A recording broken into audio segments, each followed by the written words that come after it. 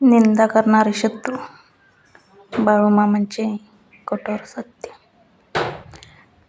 माणसाच्या आयुष्यात काही शत्रू असतात, जे समोरून विरोध करत नाहीत, पण पाठीमागून सारखी तुमची निंदा करत राहतात.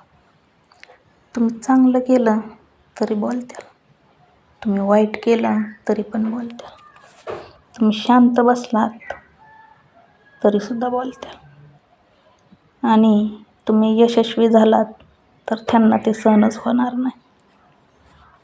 पण लक्षात ठेवा, ज्यांना तुमची किंमत कळत नाही ना, त्यांच्यासमोर स्वतःची किंमत सिद्ध करण्यात आयुष्य वाया घालवू नका. निंदा करणाऱ्या माणसाला उत्तर देण्यासाठी प्रत्येक वेळी शब्दाची गरज नसते. कधी कधी तुमचं शांत राहणं हे सगळ्यात मोठं उत्तर असतं. लोक तुमच्याबद्दल काय बोलतात यापेक्षा तुम्ही तुमच्या आयुष्यात काय करता हे महत्त्वाचं.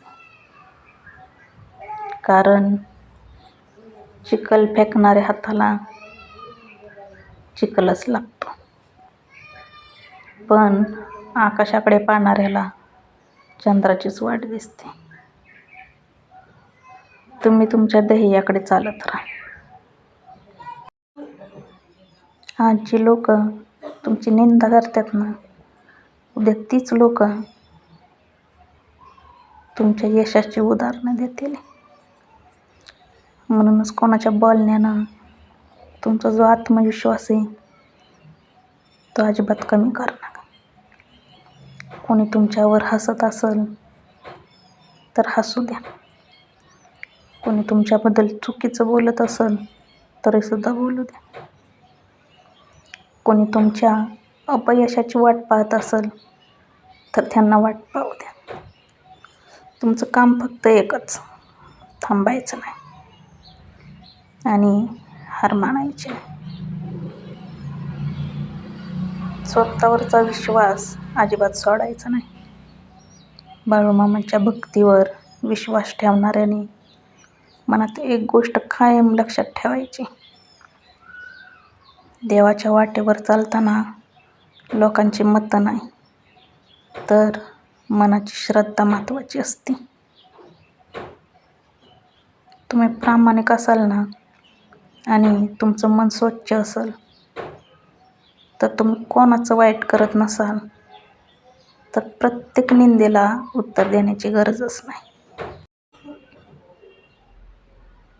कारण आहे का नाही, सत्याला आहे का नाही, ओरडून स्वतःला सिद्ध करायला लागतच नाही. सत्य शांत असतं, पण त्याची ताकद मात्र खूप मोठी असते. आयुष्यात आहे का नाही, काही लोक तुम्हाला खाली खेचण्यासाठीच येतात. ते म्हणतील तुझ्याकडून काही होणार नाही, तू हे करू शकत नाही, तुझं नशीबच खराब आहे. पण त्यांचं ऐकून काय तुम्ही थांबायचं नाही. तुमच्याकडं काय नसेल, पण उद्या काय असेल हे कोणालाच माहीत नाही. म्हणूनच स्वतःच्या परिस्थितीवर विश्वास ठेवण्यापेक्षा स्वतःच्या प्रयत्नांवर विश्वास ठेवा.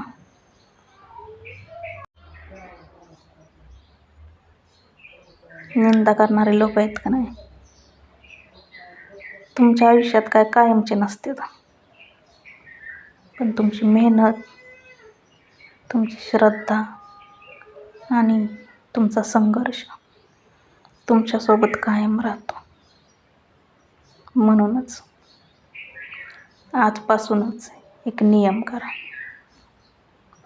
कोणी निंदा केली तर शांत राहायचं, कोणी अपमान केला तर संयम ठेवायचा, कोणी कमी लेखलं तर मेहनत वाढवायची, आणि कोणी तुमचं यश पाहू शकत नसेल ना, तर त्याच्याकडे पाठ करून पुढे जायचं.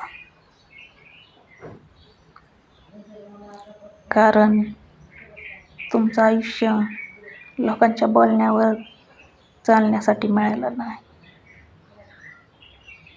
ते आयुष्य तुमचं आहे, तुमची स्वप्न, तुमची आहेत. तुमचा संघर्षसुद्धा तुमचाच आहे आणि तुमचं यशसुद्धा तुमचंच असेल.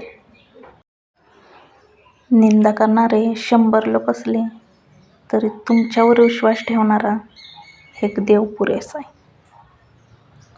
बाळूमामांच्या चरणी श्रद्धा ठेवा. तुमच्या आयुष्याचा निर्णय निंदा करणारे लोक घेणार नाहीत. तो निर्णय तुमची मेहनत, तुमची श्रद्धा आणि तुमच्या कर्म घेतील. बोला जय बाळूमामा.